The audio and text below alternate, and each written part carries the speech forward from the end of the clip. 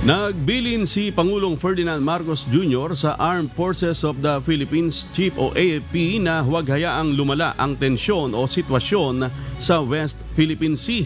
Ibinigay ni PBBM ang pahayag nang nakausap niya si AFP Chief of Staff General Romeo Browner Jr.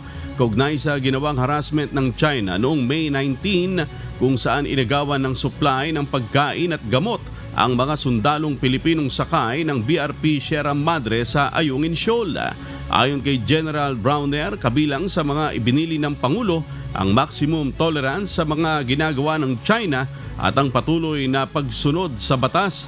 Binigyang diin din umano ni Pangulong Marcos na huwag nang gantihan ang mga panggigipit ng China sa kanila o gumamit man ng water cannons laban sa kabilang kampo, kundi bagkus ay panatilihin ang high moral ground sa gitna ng sitwasyon sa West Philippine Sea. In general, ang bilin po ng ating Pangulo ay huwag nating hayaan na mag-escalate yung situation. Kaya nga po tayo mga Pilipino, ang ginagawa po natin is that we are practicing maximum tolerance. And we are practicing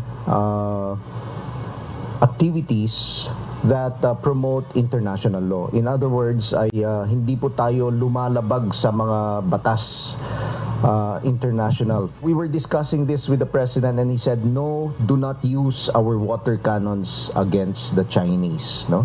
So in other words, what he's trying to give to us or order us is that we should always maintain the high moral ground, no?